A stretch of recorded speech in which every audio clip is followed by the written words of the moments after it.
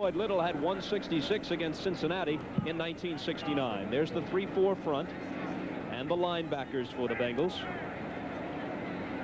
And the secondary, they've allowed only 3 touchdown passes to be thrown against them this year, lowest total in the NFL. Bob, already a change for the Cincinnati Bengals. Ray Horton starting at quarterback, replacing the AG veteran Ken Riley. Right at the top of your screen is Ray Horton, the rookie. This time they're waiting for Winder and they slam him down. Last week against Houston, the ground game obviously the key in the Denver win. They had one drive of more than 90 yards in which they threw only 2 passes. Quick huddle by Denver. Going at it again. 3rd down and 6. Poole. Over the middle, the completion hauled in by Steve Watson. And Watson is at the 45-yard line of Cincinnati. They're running another play right at the line of scrimmage, going with no huddle. A very interesting choice. What they're trying to do here is to make sure Cincinnati can't get their pass defense in the ball game. Very good choice by the Denver Broncos. The Bengals are stuck with 4 defensive backs and 4 linebackers and 3 guys up front. Good thought here by Dan Reeves. They got 19 on the completion to Watson. DeBerg back to the air on 1st down. This one is also caught by Dave Preston. They get perhaps 8 on that completion. They'll mark it at the 37 of the Bengals. Excellent start. Preston is both running back and tight end for the Denver Broncos. And now 3rd down or 2nd down and short. This has been a very interesting drive on the choice by Dan Reeves. Trying to get his offense on track. Once again, they go with no huddle. On 2nd and 2. They pitch it to Preston. In some trouble that he can't get out of. Stop for a loss of 2. Eddie Edwards was the first man to make contact in the backfield. Penetrated underneath the offensive tackle. Great job by Eddie Edwards. Actually lost yardage there. Edwards having a Pro Bowl caliber year, leading the NFL in sacks with 9. Well, now the Denver Broncos on 3rd and 3 go to a huddle. Just the 2nd huddle they've had in this first drive.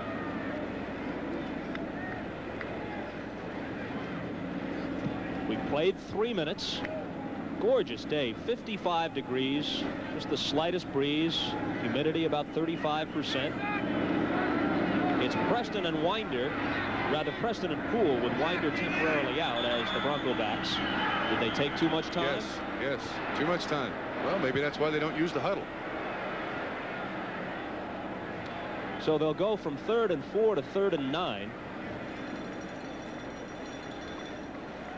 And the Bengals stay with the 4-man front. Game, number 17, offense, 3rd down. The referee, Jerry Markbright, making the announcement. Pittsburgh clobbering Cleveland. Wow. You saw what Miami was doing to the Jets. What a disappointment New York has been. San Francisco, a big day for Ray Wersching. At last count, he had 5 field goals. They win. New England narrowly in front, and Minnesota having their own way with Houston. Boy, the Oilers have had their troubles. NFC Central battle there. And the Cardinals win 1 over Tampa Bay. Now the Bengals have their pass defense in there. 4-man front, 2 linebackers, 5 defensive backs. Come with a blitz. Time to throw, and the completion. No, Upchurch couldn't hold it. He had it, then let it loose, and they would have had the 1st down had he been able to hold on. The Denver offensive line did an excellent job in picking up that blitz. Bengals used 5 guys in coverage, 6 guys in a rush. Ball thrown short, and of course when you've got pressure in the quarterback's face and he can't follow through, that ball will die at the feet of the receiver. Luke Prestridge to punt. Prestridge has averaged better than 43 yards a kick with a long of 59, and he's been very adept at dropping them inside the 20, which is his objective here. Bob, I was talking to Luke Prestridge before the ball game, and he said, you know, I play an unlucky spot. And I said, what are you talking about? You can play forever being a punter. And he said, well, just think of the AFC. All the great punters come in. Reggie Roby, Ron Stark of Baltimore, Ray Guy, Pat McInally here, Prestridge. He's right. All the great punters that we have in the game seem to be collected in the AFC. The rookie from Illinois, Mike Martin, number 88, is the deep man. He's standing at the 10-yard line of the Bengals.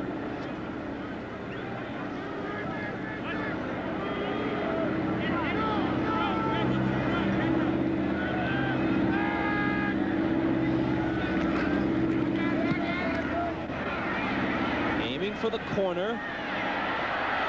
And were they able to keep it in? No, it's going to be a touchback. We got a flag on Cincinnati, too. It appears to be an illegal block in the back.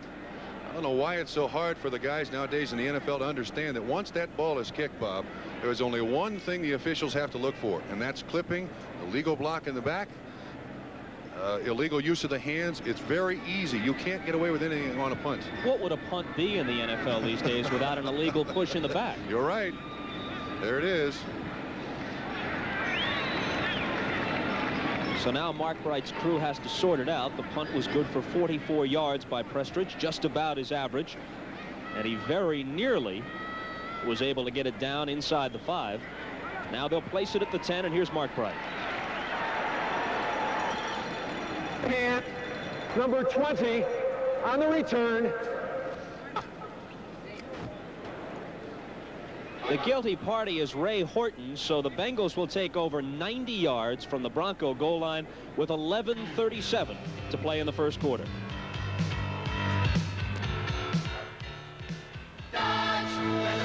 Pollution led by Dodge. The latest evidence, Dodge Daytona Turbo Z. So Turk Schonert, who has played in relief before, but is starting for the first time, prepares for his first snap. Isaac Curtis in motion, a doubtful starter up until game time. The pitch back to Rodney Tate, 2, maybe 3.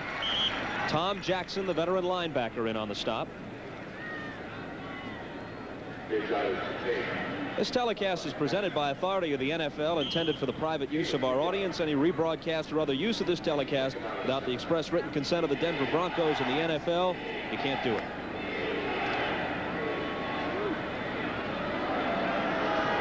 .11:05 to play first quarter, 2nd and 7 from the 13-yard line. Broncos threatened in their first possession, didn't score. Alexander, in the absence of Pete Johnson until last Monday night against Pittsburgh, Alexander is the leading rusher for the Bengals with just under 300 yards. But he's never really become Trump, the player they expected when he came out of LSU. He had one big year, 1980, gained almost 800 yards. But aside from that, he hasn't really come through. For his size, he has tremendous speed, also a decent receiver. But you're right, they've never really gotten him loose in this offense. And obviously, to this point, just early in the first quarter, the Bengals want to establish some type of run to keep the defense honest, if nothing else. 2 tight ends on 3rd and 1. Alexander again. Did not get it. Hesitated at the line of scrimmage. One thing that you need in short yardage is a good constitution for that running back, and that is you bang it in there. Watch Charles Alexander, Pete Johnson, the lead blocker. Watch the hesitation right there. Now, obviously, the defense is in his face. Randy Gradishar, 53, but still, you got to inflict some damage in there at the defensive line of scrimmage. Dive over people, root underneath them, but you're not going to gain it when you go in there with a hesitation step. McAnally's average is just under 41 per punt, and his longest of the year is 54. Zach Thomas at his own 30.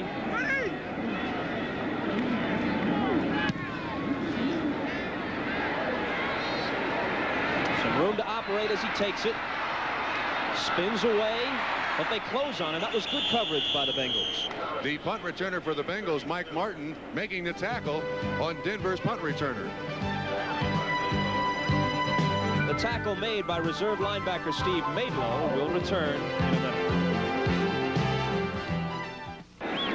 As the Bengals take the field, number 88, Riley Odoms, is greeted by a round of applause, but he goes out just as quickly as he had come in. He isn't in there for a single snap. He was on the field, and then he leaves with Jim Wright, one of their reserve tight ends, injured. And another Dean Barnett already on the injured reserve list. They brought the veteran Odoms back this week. But he's only had 1 day in pads, so how much action he can really see is a question mark. They screen it out to Upchurch, and Upchurch scampers across the 40-yard line, close to a first down before being stopped. Ross Browner was one of those there. Play well set up, but I'll tell you what, Lewis Breeden, 34, did a miraculous job to make the tackle. Hesitation by Upchurch. Now you see the kick out. Watson, and he is on Lewis Breeden, 34. Bottom of your screen. There he comes back. And even though it's a pickup of 9 yards, that's a tremendous play by Louis Breeden. There were 3 guys out there in front of him, still able to make the tackle. And good pursuit by Browner on the play. Correct, making his first start of this 1983 season. His problems well documented. Second down, and let's call it 2. They give it to Preston. He's pushed back, it would appear, short of the first down. Reggie Williams led the charge from his linebacker spot. Now, Bob, it's interesting. We were led to believe that the starting backfield for the Denver Broncos would be Sammy Winder and would be Nathan Poole. To this point, it has been Rick Preston and Nathan Poole, which rather surprises me. Excuse me, Dave Preston. I apologize. Dave Preston. How could I? He's from Ohio. He used to watch me practice up at Wilmington College. But we have not seen much of Winder, and you mentioned his 165 last week. Well, he carried twice on their first possession and then went out midway through the drive. We have no report that he's been hurt. We'll keep an eye on it, though. This is 3rd and 1.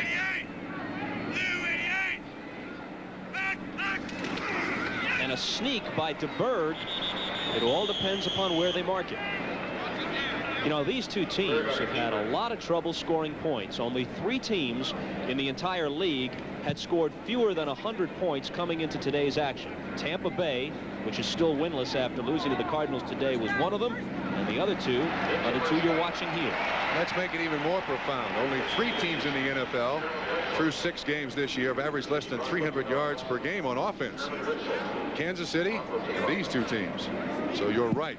Neither has really had a good offensive outburst yet this season. And for Denver, scoring points early has been a big problem. They did not score a single point in the first quarter of any game until last week when they got on the scoreboard in the opening period at Houston. DeBerg got the first down on the sneak and goes to the air here. In and out of the hands of Upchurch and then caught by Nathan Poole, who was trailing the play. A catch that would have been illegal some years ago, but counts now. It bounces off Glenn Cameron, number 50's helmet, and somehow the ball stays in spiral. Bounces off Upchurch. Watch this one. This is really funny, the way this happens. Watch the ball. Through Cameron's hands, off of Upchurch. Just the way they draw it up. Absolutely. Design play. Right off the helmet. Hello. And Nathan Poole right there to make the reception. 1st and 10. Of course, until a few years ago, it could not go on the carom between 2 offensive players. A defensive player would have had to have touched it in between. No longer the case. Preston on the pitch with some blocking in front of him. He may go. Louis Breeden could catch him and does, but it's going to be 1st and goal for Denver. Now, to accentuate the success of the Denver offense, they are facing the NFL's best defense in the Cincinnati Bengals, rated number 1 this week. Number 1 against the pass, and I think 5 against the rush, but there's no one out there but Bobby Kemp, 26. Taken out well by Ken Lanier, number 76, and then Dave Preston in a foot race with Louis Breeden. 1st and 10 at the 6. 1st and goal at the 6. 28 yards on the carry by Preston. Sprung by the good block from Ken Lanier, the right tackle.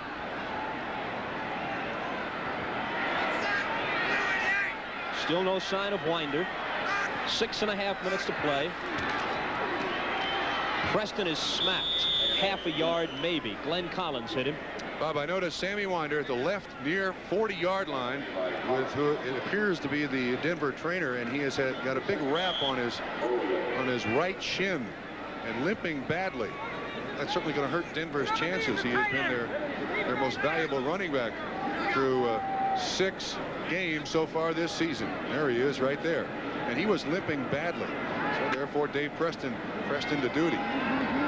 He told me before the ball game that he knows all positions now. He knows as much about the offense as the quarterback does. Riley Odoms, number 88, is in on this snap. Here's Preston trying to get outside.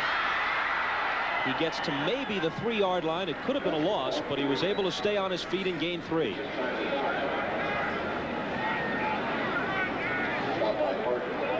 Now Keith Bishop, one of the guards, limps off to the sideline. There's Sammy Winder, 23. Winder. That's tough on an offense, Bob, when I'm sure the Denver Broncos, with his success last week, they have built the entire offense around Sammy Winder. Now he's out of the ball game.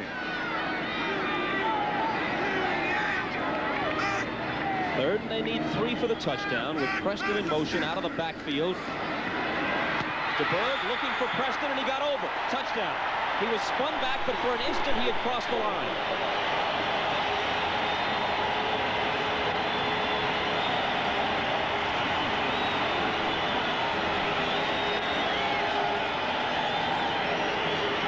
This play is interesting in that there is no running back in the backfield.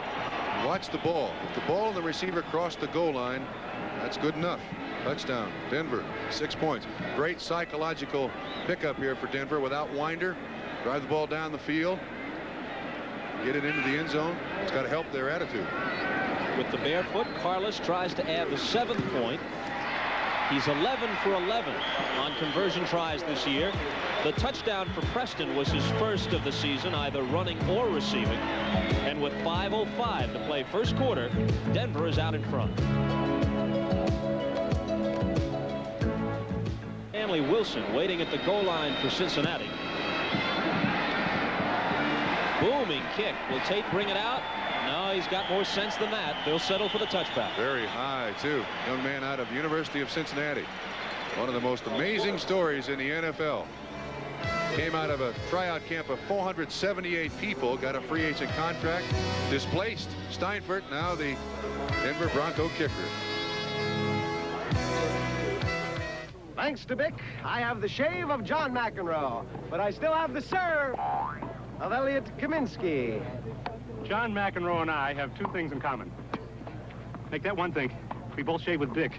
And so should you, because Bic is beautiful, smooth, close, comfortable, and only 20 cents. Let's play. I'll be John McEnroe. You're not even old enough to shave.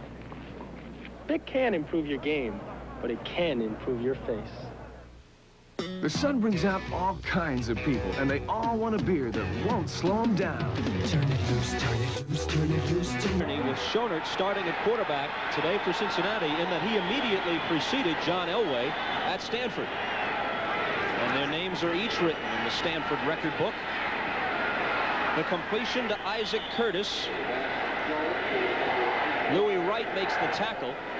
They got nearly 10 on it. They're going to be short of the first down. No, they have the first down, they say. Just barely so. Fans are trying to get into this football game. Curtis had a little hip strain day before yesterday. They weren't sure if Isaac was going to be able to play. Now, he plays the strong side of the formation into a strong side zone. He won't get a lot of action today. Collinsworth, I would think, would be the busy guy. Tate, flea flicker, pitches back to Schonert. They got trouble now. Schonert ridden down by Dennis Smith. The fumble after the whistle. But they lose 8 or 9 on the play. What were they trying to set up, Trump? Well, they had Collinsworth going down the middle, and he hesitates like he's going to block. He throws it back to Schonert, and then hopefully the defense has just forgotten the receiver. You watch Tate throw it back. Turk just took his eyes off the football. He's got to be just like a receiver. Dennis Smith out of USC on the tackle. And he was up there for support to make the tackle, so it had fooled the defense, but they couldn't execute the play. Now they're in real trouble. 2nd and 18 with a quarterback making his first NFL start against a defense that is turnover conscious, has been for the last 5 or 6 years. Schonert with lots of time, and he's on the money to Collinsworth. They've got the first down across the 40-yard line as Collinsworth makes his 30th reception of the season. There was obviously some mistakes in the defense there. This is a well-run pattern. You see 45 man-to-man coverage underneath for the Denver Broncos. Steve Wilson, Collinsworth with good quickness, and also that sense that all professional receivers need, where that yard marker is. 20 yards on the pickup. They needed 18. 1st and 10 Bengals. Schonert, not the biggest guy in the world, 6'1", 185. He's yet to throw his first touchdown pass in NFL competition. Alexander struggles for perhaps 3 before an entire contingent of Broncos driving back, led by Steve Busick, number 58. It was a tough baptismal for the 1983 season for Schoenert last Monday night. He had 3 intercepted by Pittsburgh after he relieved Anderson, and 2 of those were brought back by the Steelers for touchdowns. He was also sacked 7 times. There were 9 sacks total in the football game. So yes, very rough beginning for Turk Schoenert, but he's a cool customer. He has great faith in his own ability, and the Bengals are making no adjustments to their offense. He is running the Bengals offense as Ken Anderson would. Oh, a gaping hole, and Alexander barrels through it into Denver territory at the Bronco 44 before Steve Foley, the free safety, makes the tackle. Bob, one of the things that all offenses in the NFL must do is block that nose man in order to beat the 34 defense. And we'll see from the end zone, it's simply an influence by Blake Moore. He tries to draw the defensive tackle. You see, Reuben Carter was not even blocked. He was influenced. And Charles Alexander right up through the middle. For a gain of 11.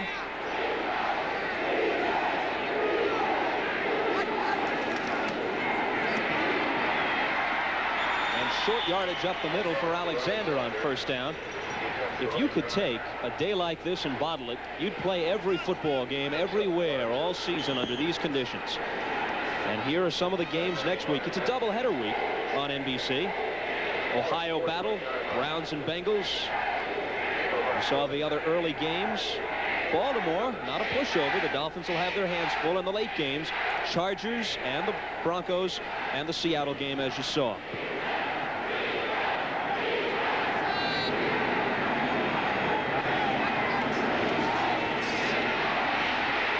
Schoenert unloads deep, wants Collinsworth, but overthrew him.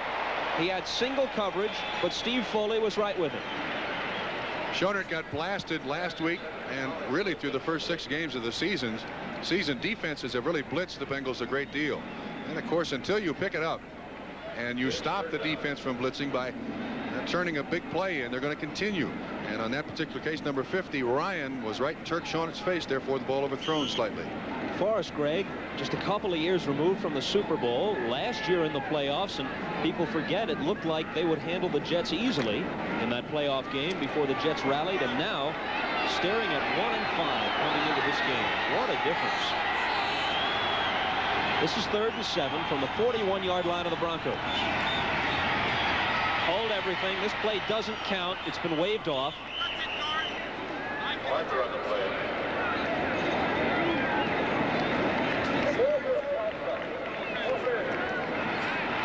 That's going to be on the offense, and that's another thing that has cost the Bengals dearly.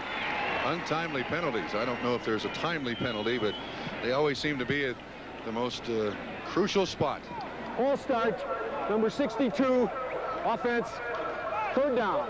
Dave Lapham, left guard, Cincinnati Bengals.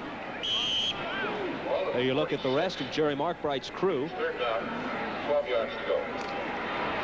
Well, that play they tried to Collinsworth, we have the same coverage. It appears at the bottom of the screen. Collinsworth has Steve Wilson right in his face. Last minute of the first quarter, 3rd and 12. Blitz. He gets it away despite the blitz, and Collinsworth makes the over-the-shoulder catch for a first down, but there's another flag on this play. Personal foul, roughing the passer. Now, I make the comment here, I wonder if on the heels of that play last weekend, Anderson with the Pittsburgh Steelers, the officials are being a little tighter on hitting the quarterback. Collinsworth with a great move, gifted receiver, got fine speed, and has certainly adjusted to the NFL roots out of Florida. One of the best there is in the business. It is against Denver. It'll be tacked on another 15 yards. Big play for the Cincinnati Bengals.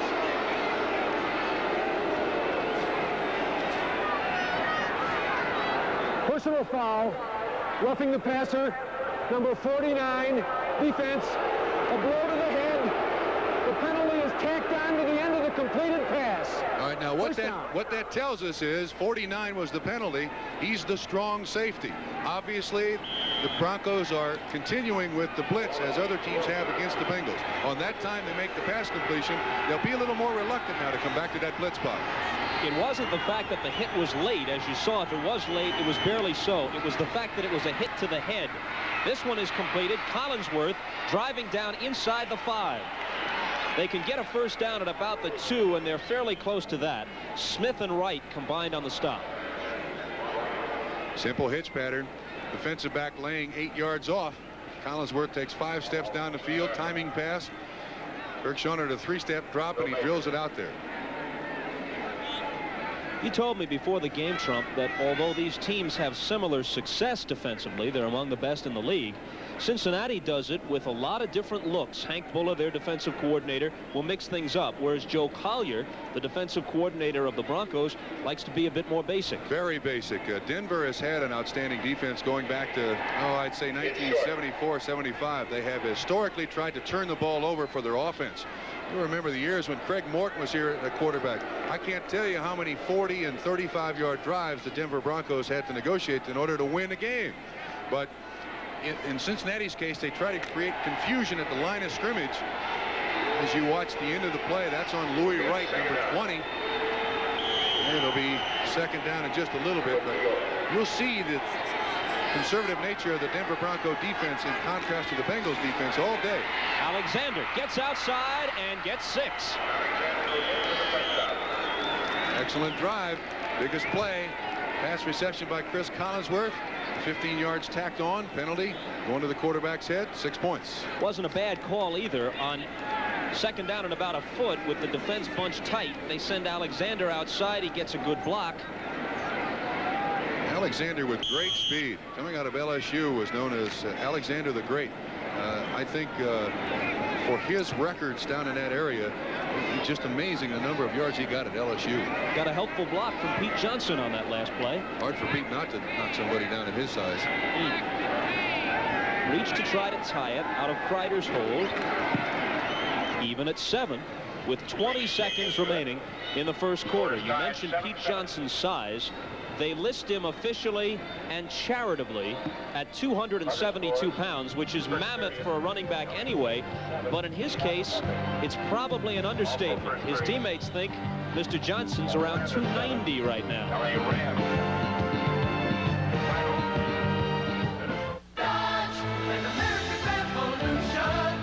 Bob Costas back with Bob Trumpy at Mile High Stadium. Last 20 seconds of the first quarter, tied at 7. Zach Thomas, a yard deep in the end zone, will bring Breach's kick out just across the 20 before being stopped.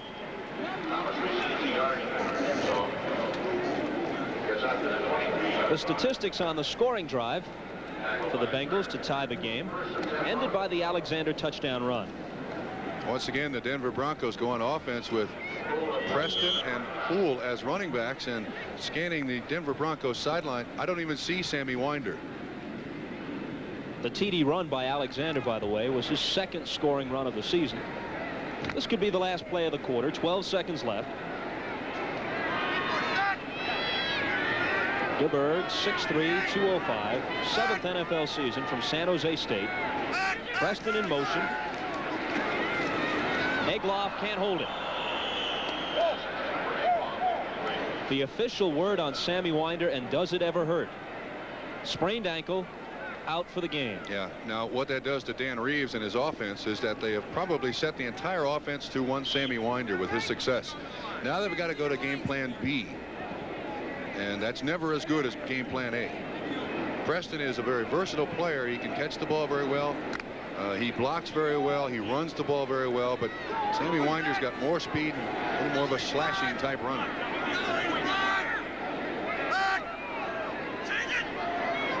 DeBerg has thrown for 5 TDs, had 3 intercepted this year, and completes this one.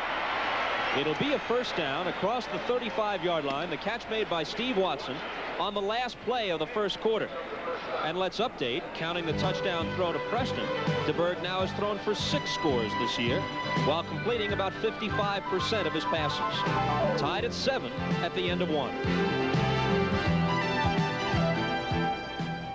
This is the wrong time to... There's head coach Dan Reeves. John Hadel, former quarterback in the NFL, is up in the booth. And between these two guys now, they've got to kind of fly by the seat of their pants. With Winder out, they got to come up with another game plan. You see 2 tight ends, 1 wide receiver, and 2 running backs. From the 36, 1st and 10 for Denver. First play of the second quarter. Game tied at 7. DeBerg still has it, almost sacked. Gets it off to Egloff.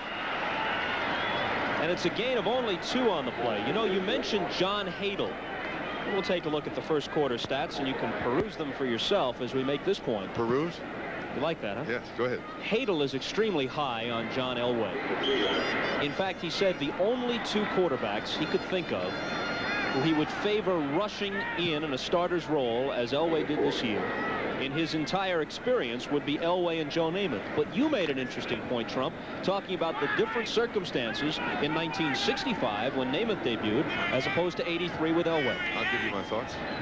2 tight ends, looks like a blitz. Here it comes. The fake to Preston.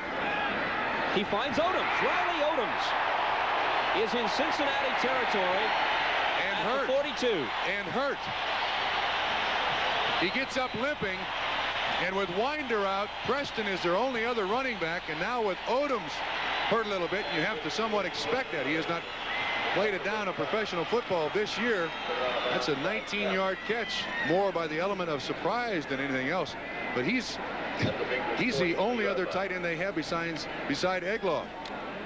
2 tight ends. Obviously, the Bengals are going to blitz on 2 tight end situations. Picked up well by Denver. And Odoms with the catch. Kemp on the tackle.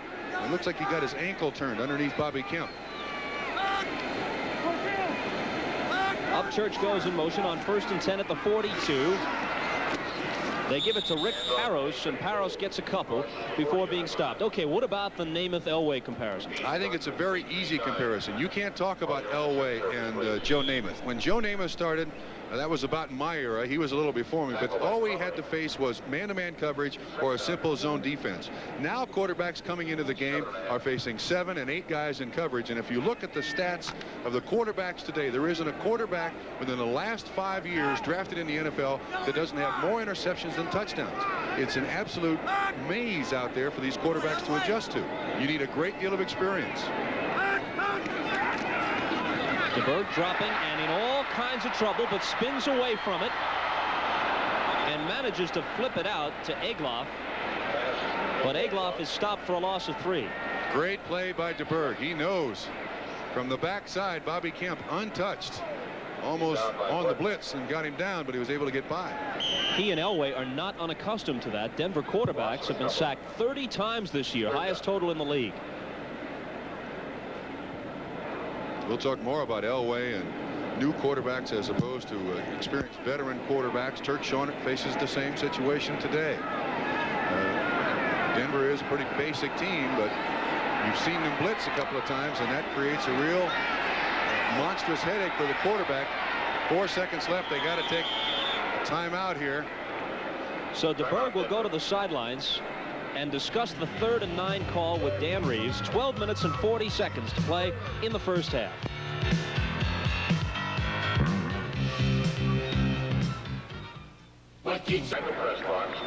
There's Riley Odoms going into the locker room. The Broncos are now down to 1 healthy tight end, and that's Egloff. And here you can see it looks like his right ankle was twisted underneath Bobby Kemp on that catch. And of course, Riley's not played a game since last year. He was, you can see his right leg kind of spin out a little bit. But they also now only have 3 healthy running backs, and Dave Preston is a backup tight end for them. So offensively, they are really strapped for people right now. DeBerg has connected on 9 of 11 for 94 yards and a touchdown, and needs 9 on this play. Shotgun. Blitz. Gets it away. Batted up in the air and knocked down by Robert Jackson, the free safety, number 37. Lynn Sampson was the intended receiver, and you can see the problems there. Sampson doesn't play a lot for this team. He ran the wrong pattern. DeBerg was shaking his head. He threw it outside. Sampson had gone inside. For DeBerg, this is the last year on his contract, and it'll be interesting to see where he winds up. He knows that the future belongs to Elway here in Denver. Prestwich's last kick was good for 44 yards.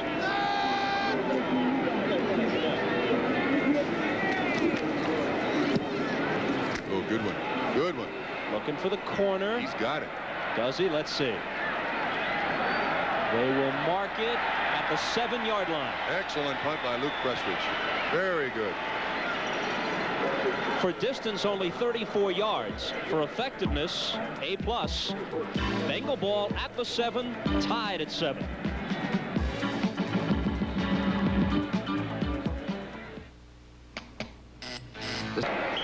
Welcome back to Mile High Stadium. Bob Costas and Bob Trumpy. And as we've discussed, Denver's problems mount now because their personnel is dwindling. You're right. This is not a problem I think they expected, but they're very short of talent offensively now. They got to really scramble to get back in this ball game. And now the pressure is really on the Denver defense. They can't give up too many more points to the Cincinnati Bengals because the Bronco offense simply doesn't have the manpower to compete. Pete Johnson got them 4, perhaps 5, trying to wedge out some yardage on first down. Odom's diagnosis is he has a sprained ankle. They don't know how serious it is. And in addition to the 10 100-yard rushing games, Johnson now closing in on 5,000 yards for his career.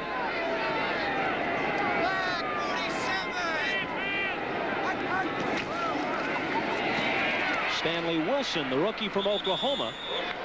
And Wilson has first down yardage.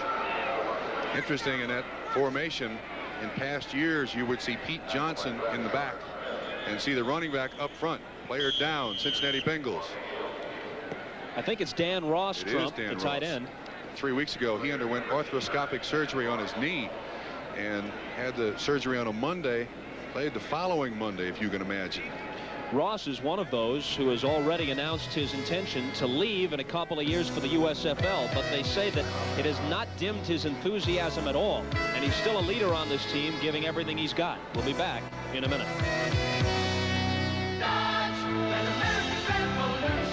There is a revolution on the American road, an automotive revolution led by Dodge. The latest evidence, Dodge Daytona Turbo Z. Backed by standard 550 protection, turbocharged, fuel injected, front wheel drive. The fantastically balanced, performance bred Dodge Daytona Turbo Z. We are Dodge,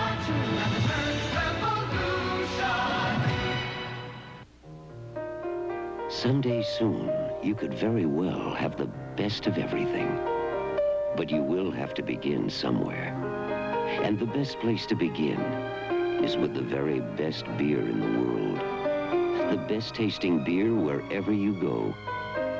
When you think about it, why would you ever have anything else? Come to think of it, I'll have a Heineken.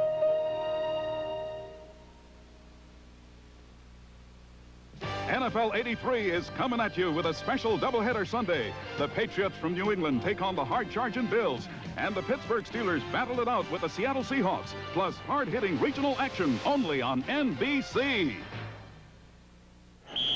Here we can see the injury on the hash mark. The helmet down in front is Dan Ross. Watch Stanley Wilson's left knee. Boom, right there. Nailed Dan Ross right in the head. Probably shook his neck a little bit. Gave him a few cobwebs, but he appears to be all right. From the 18, it's 1st and 10. They fake the pitch.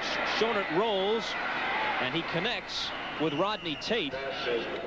And Tate is out to the 25 for a gain of 7. Well, Dan Ross is going to have to be tough because next year, when he goes to the Boston Breakers of the USFL, it'll really mean that he's played about 35 games in the space of 12 months when he moves from the fall season into the summer season. And he'll also go through 2 training camps, which would drive anyone nuts. Replacing Dan Ross in the Bengals lineup now. Number 83, M.L. Harris. Wilson and Johnson the backs. Johnson on the pitch. Needs 3. Has just about that. Very close to a first down. Jim Ryan along with Dennis Smith on the tackle for Denver. Would I be overstating it, Bob, if I said it took him a while to get to that spot? He did not bolt for those 3 yards. Be fair to say he lumbered. We mentioned Ross next year to the USFL. The year after, Chris Collinsworth goes. Here's what comes up on Sports World next Saturday at 4 Eastern Time. The CART Las Vegas 200, and somehow they're showing sumo wrestling without us this year, Bob. Who are you taking this year in the Grand Basho? Shonafuji. I'll take Wakashimazu. We were there last year and had a lot of fun. Yes, we did. And those two names we just mentioned, don't ask us what they mean. They are both sumo wrestlers and both very good. Schoenert so far has been excellent in replacement of Ken Anderson. It doesn't appear that the Bengals offense is any more conservative. Big third down conversion here. Alexander and Pete Johnson in the backfield. Looks like they're running this way, Bob. Right up the middle, Pete Johnson has the first down. He's close. I don't know. It's asking a lot to stop all approximately 290 pounds of him when all he needs is a foot or so. The former Willie James Hemmick. You know that story, Bob. Yes, I do. He was playing high school football as a 7th and 8th grader and assumed the name of Pete Johnson, and then played 4 more years of high school football when he went to Ohio State. Changed his name permanently to Pete Johnson. First down Bengals. And when he was at Ohio State, Bob, he was a one-man wrecking crew in the Big Ten. I think he still holds the Big Ten rushing touchdown record. It's something like 60 touchdowns in 4 years. I accused him once of those 60 touchdowns being for 61 yards. He didn't speak to me for a month. Well, that's the way Woody liked it. Bang it down there to the 1-yard line or the 2-yard line and give it to Johnson. Schoenert on first down finds Collinsworth, who spins inside Louis Wright and has a first down at the 41-yard line. Bob, I want to tell you, he was very, very lucky there. Very lucky. Did you see him pump the ball? Generally, that pump is just enough time for the defensive back to make up the ground. But Louis Wright slipped, and Collinsworth came back to the foot. Watch this pump. Lights out for the defensive back. Then Louis Wright falls down. You can see him right there. Couldn't make up the cushion. Collinsworth with another catch. Is it just this game, Trump, or are they using Collinsworth on short patterns more than they used to? No, he is the backside of the zone. Denver runs a strong side zone, and Collinsworth is the backside receiver. No, coming into this game, he was going to get a lot more attention. They fake it to Curtis, and Schoenert takes off. And Forrest Gregg holding his breath as Schoenert was hit by Latimer, and they hit him late.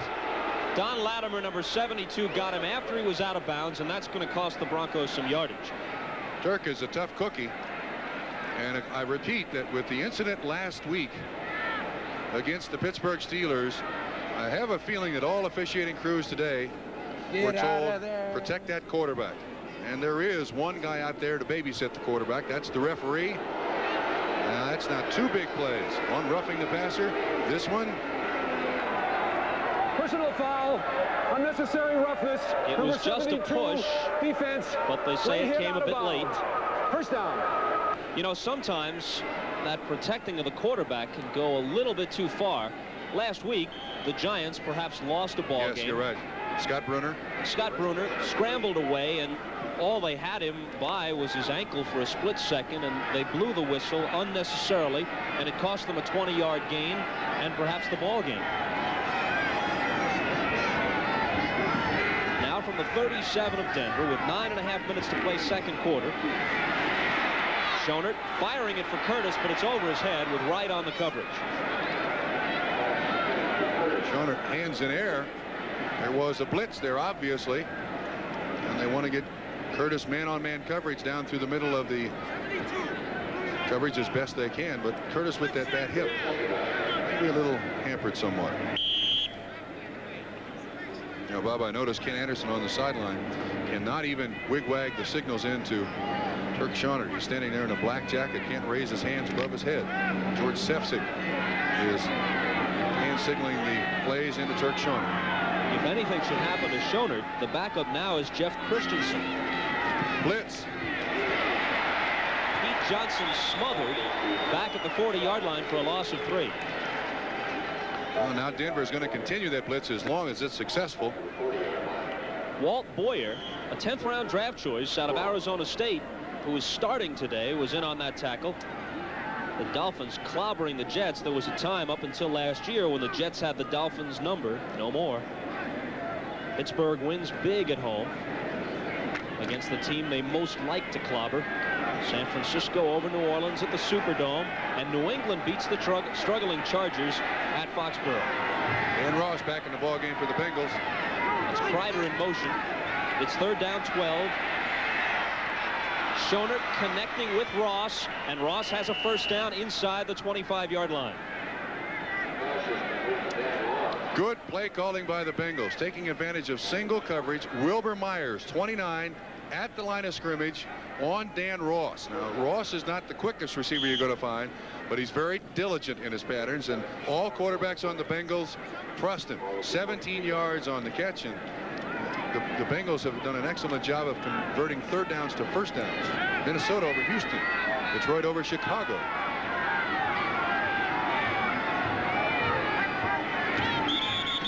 Johnson, a whistle blew before he was brought down. An exchange of pleasantries between Max Montoya of the Bengals and a couple of the Broncos. Offense. This will cost the Bengals 5. Well, a little bit of the air out of the Colt balloon as Buffalo is winning at Baltimore. Joe Ferguson is hot, isn't he? Raiders with the early lead at Seattle. Dallas by 3 over Philadelphia. Number 62, offense, first down. Second false start by Dave Lapham of the game. Wow, Atlanta over the Rams, 14-0. Playing that Dallas-Philadelphia game, of course, in Dallas, they had to shift it when the Phillies made it to the World Series.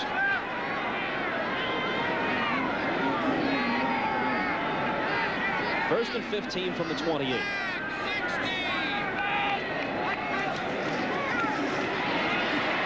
Wilson for a gain of perhaps 4.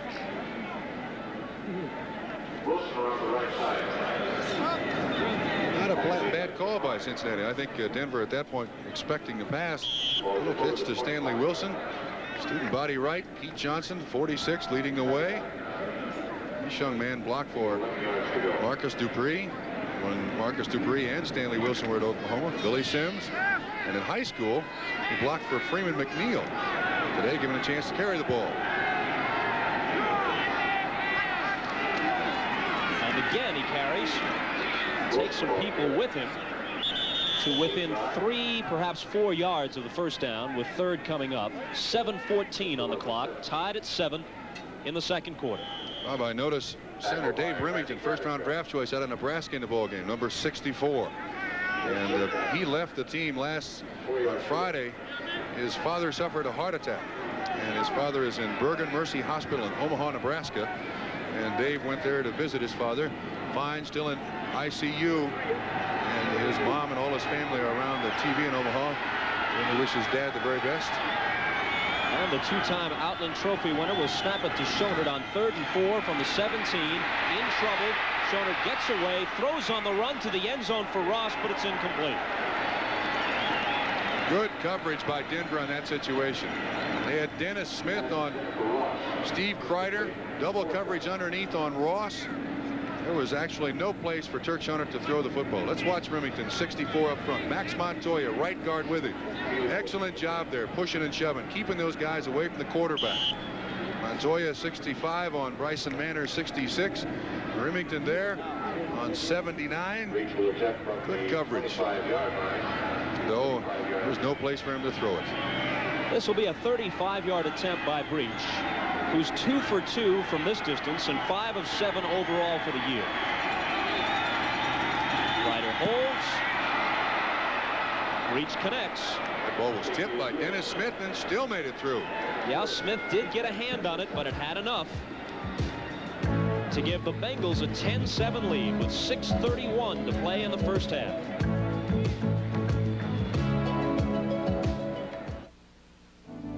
Once again, the field goal held by Kreider. Breached the kicker, but look at Dennis Smith, 7-foot high jumper in college. He's got his foot on the shoulders of Jim Hanula, that snapper, and watch the ball tipped by Dennis Smith, but still goes through. 10-7 Cincinnati. Another good kick by Breach, and Steve Wilson decides not to bring it out as we pause briefly for station identification on the NBC television network.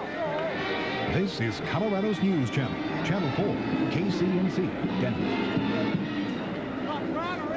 Bob Costas, Bob Trumpy back in Denver. Trump, a moment ago, we got a look at all the scores from around the league. What kind of odds could you have gotten that after 7 weeks, both the Jets and the Chargers would be 3 and 4?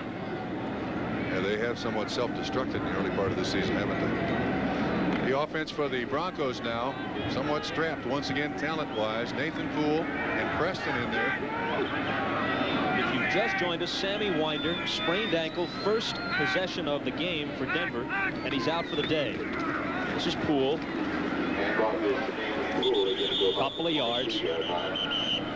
And the problem the Broncos now face, worth reiterating, is that you go into a game with a game plan, and Sammy Winder last week with 165 yards rushing, he's going to be your big gun. You're going to set an offense around him, design it so that he can take advantage of the Bengals defense. Without him, they got to come up with something else. Then to compound the problem, Preston, who is their backup tight end, now with Riley Odom spraining his ankle, they're down to one healthy tight end with a backup in Preston and 3 healthy running backs, with Preston being one of them. You know, it's an interesting thing about the Denver Broncos, who used to win very consistently here at home. In fact, in the last complete season, 1981, they were 8-0 at home, and it was their relative inability to win on the road that kept them out of the playoffs. This year, they're winless in 2 tries at Mile High Stadium, and they've lost their last 5 at home, dating back to early 1982. They have not lost this many in succession at home since the late 60s, when Lou Saban was the coach. And you know what is amazing? Still, they're 96 straight sellouts. These people love football in Denver. Well, there's been talk about adding 15, 20,000 more seats, and they'd have no trouble selling them. Better than 75,000 here today. DeBerg waited, found Poole. Poole breaks a tackle. He's got a first down, and he's to the 38-yard line.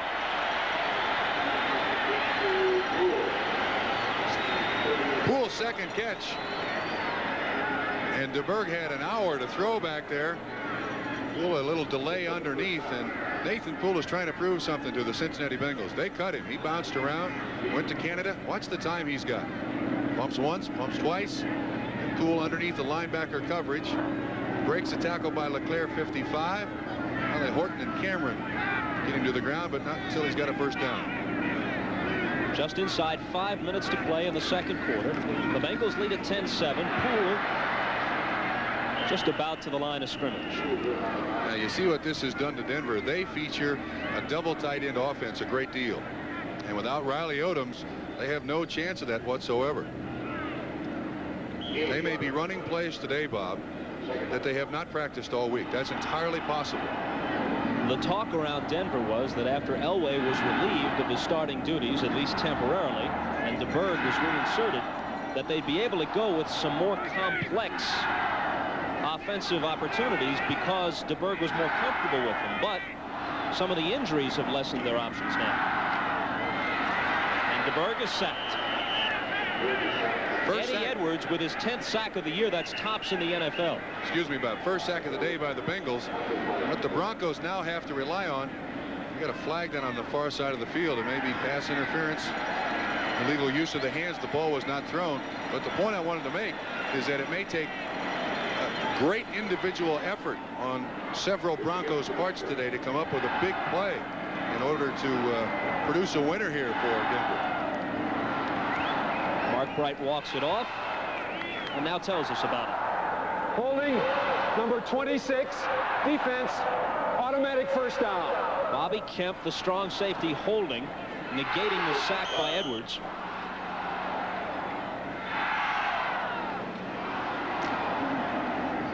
There's the culprit.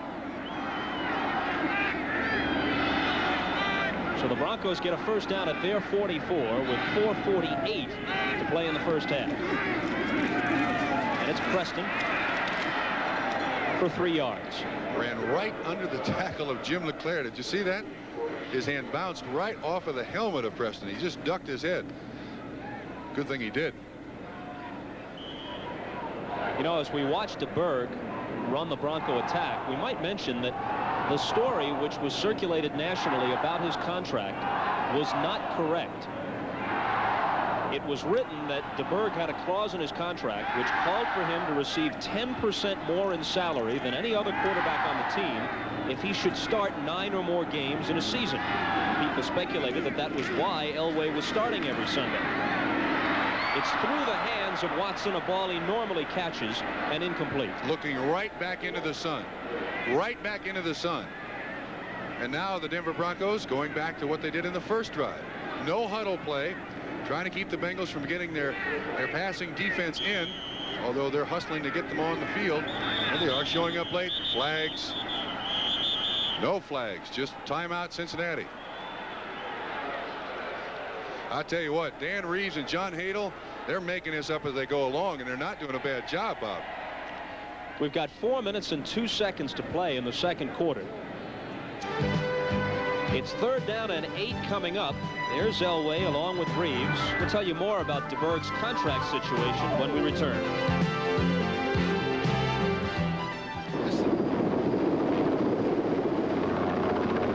We are an explorer,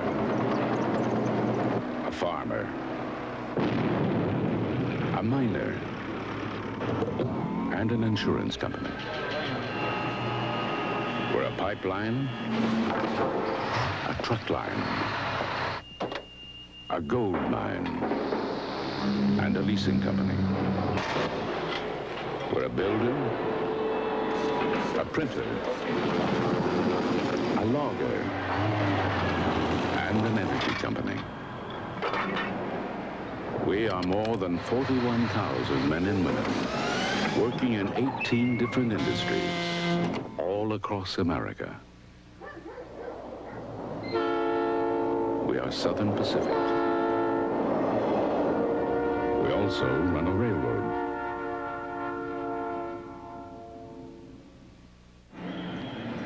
So finishing what we began before, Steve DeBerg did have it in his contract at San Francisco that he had to make 10% more than any other quarterback on the team if he started 9 games, but that clause became void when he was dealt from San Francisco to Denver. So even though it appears he'll start more than 9 this year, he won't make more money than Elway. DeBerg, Watson redeems himself with the catch. Maybe he adjusted to that sun. Big catch. That ball was thrown lower. The one he just dropped, Bob, was thrown about 5 or 6 feet over his head, and here we go again. No huddle. No, they're going to go with the huddle this time. But that ball was thrown right on the line. An excellent throw by Steve DeBerg with good protection, and they had some blitz on it. Broncos now, on that particular situation, we're going with 3 wide receivers. Now Egloff back in the ball game. Watson in the backfield. Now in motion out of it with 3:20 to play in the half. Here's Poole getting outside and out of bounds. A flag goes down on the play as well. That's going to be holding. 60 Denver Broncos. Paul Howard on Eddie Edwards. Howard is splitting time at right guard with the rookie Matt Cooper. Look at Dan Reeves' search. Boy, I tell you what, he is earning his pay today. He is really earning his pay today. Holding number 60, offense, 1st down.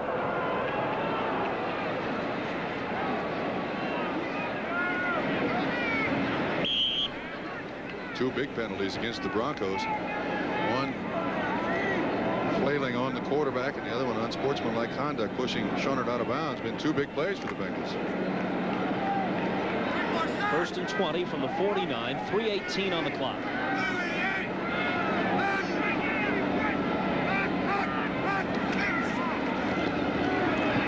Flag down.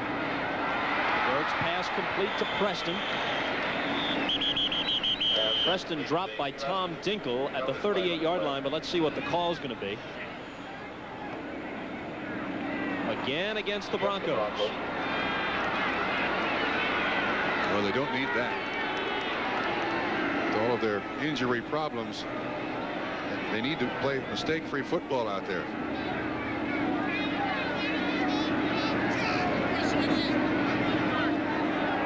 Illegal motion, number 80, offense, 1st down. Rick Upchurch with the illegal motion. Now it's 1st and 25, and Denver has been pushed back to their own 46. Now you know what you do if you're Dan Reeves. If you know the penalties on Rick Upchurch, come back and throw it to him. Try to get him to make up for it. Upchurch in the middle there. The slot formation, bottom of the screen. They go with the draw play to Preston. It works. Preston has some running room, gets back to the 40-yard line, maybe the 41 of Cincinnati for a gain of 13.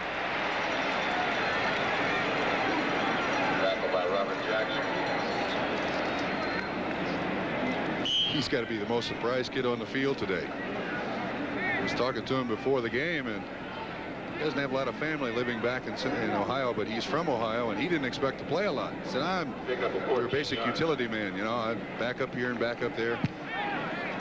If he ends up the day with 20 carries, which he may, it'll be a real surprising Sunday for him. Second down and 11. They look for Preston on this. He might have been interfered with. Yep, they got it. It happened. Good call. What Jim LeClaire is saying is the ball was underthrown and not catchable, and therefore there's no interference. He might have a case. You're right, but he did grab a hold of Preston. That was a halfback flatten up.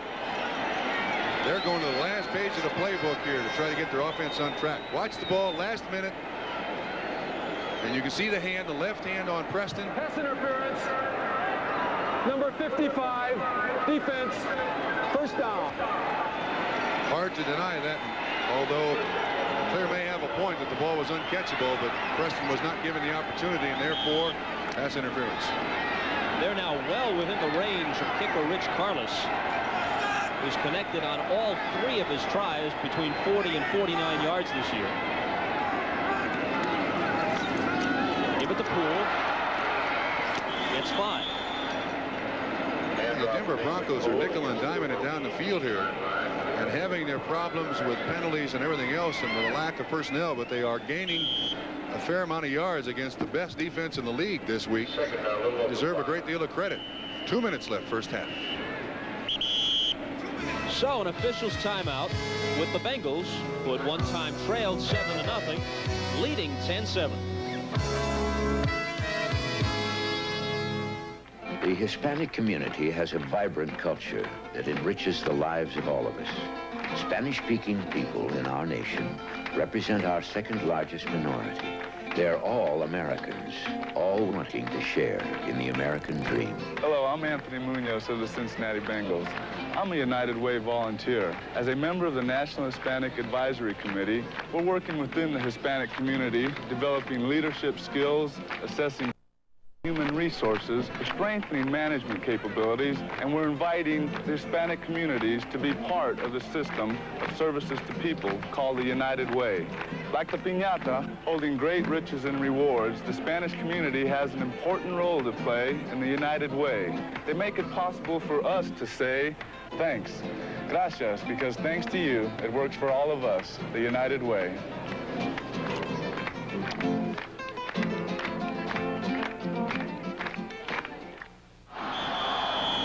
The preceding announcement was furnished as a public service by the National Football League.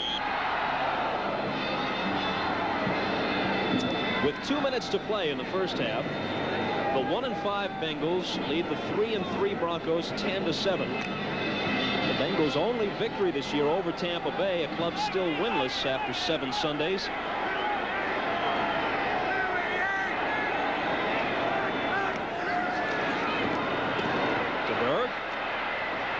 Over the head of Watson and incomplete. Steve DeBerg very mad at himself. Watson was wide open there. And I think he realizes that he can't miss opportunities like that today. So now they face 3rd and 5 from the 18.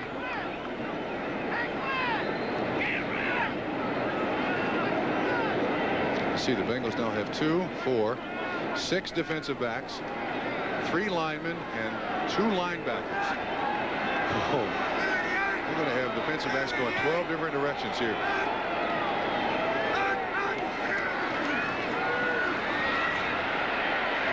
Watson makes the catch. He's shoved back after the reception. Let's see where they're going to put it down. They need to get to just outside the 12, between the 13 and the 12 for the first down. They'll take the 3 points, tie it up. Carlos comes in. They're well short of it. They're short of it by 1.5 yards. They put it down right at the 14. The clock is running, 1:25 left. Each team has 2 timeouts remaining. Wait a minute, wait a minute. Do they have a trick play here? 2 hesitations there by Denver. They're going to back it up. Oh, he's going to call timeout. 1 second left on the 30-second clock.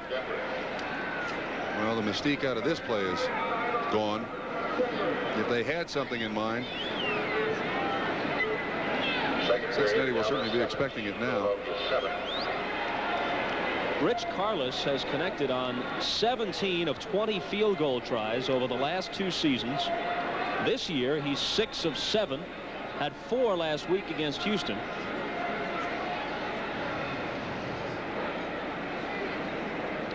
He's one of the all-time free agents. Out of 400. That's 3 all-times. I'm talking really all better time. be an all-timer. Well, he shows up for a tryout camp with 480 other guys, and he ends up being the kicker, and certainly a very good kicker for any team in the NFL. He went to the University of Cincinnati, was not a bad kicker, but was not considered a great kicker. Len Berman and company coming your way at halftime with NFL 83. Well, is there anybody in this booth expecting a field goal? Yeah, I expect it. I think he's going to kick it. Well, maybe he has to kick it now. I don't think that was Dan Reeves' intent before that timeout was taken. So this is a 31-yard attempt. The bird holds. Carlos kicks. Ties the game at 10.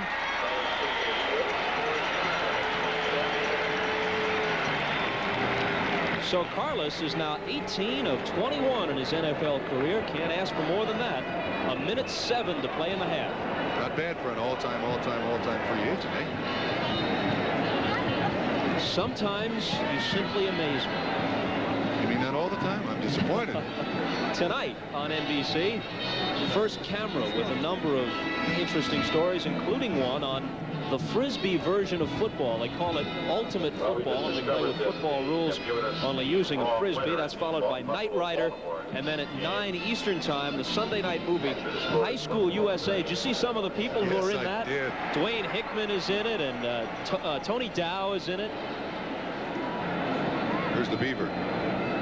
I don't know if Jerry Mathers makes an appearance or not tonight, but some of the stars from favorite programs of my youth, at least. Certainly mine, too.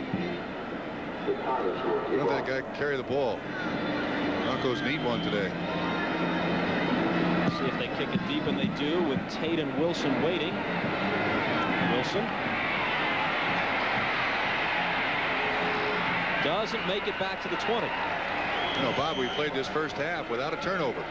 Both of these teams have had problems turning the ball over in their first 6 weeks, but no such turnovers first half.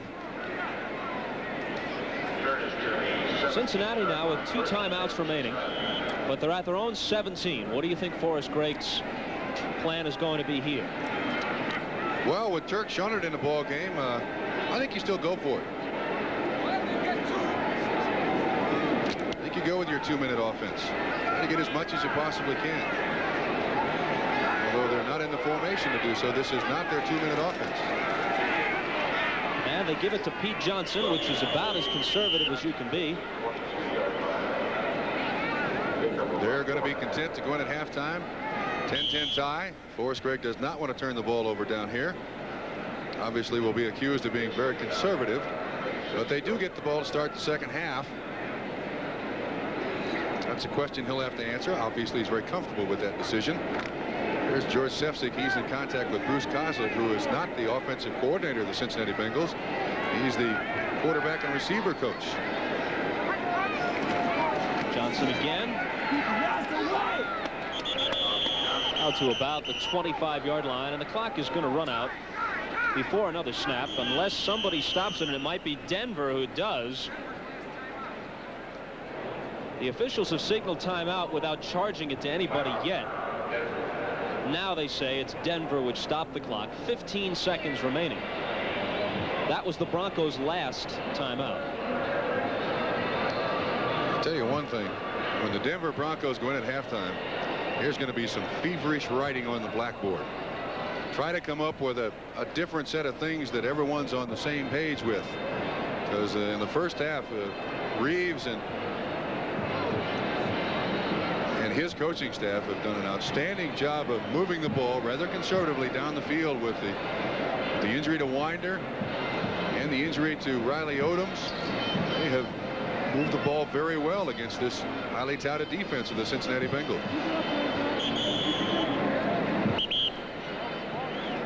So technically it's 3rd and 2 from the 25 with 15 seconds to play in the first half, and the game tied at 10.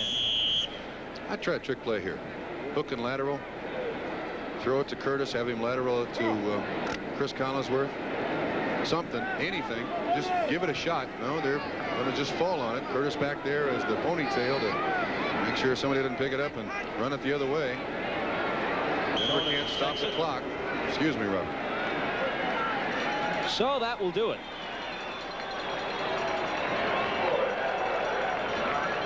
Denver grabbed a 7-0 lead on the pass from DeBerg to Preston. Cincinnati came back on a 3-yard Alexander run to tie it.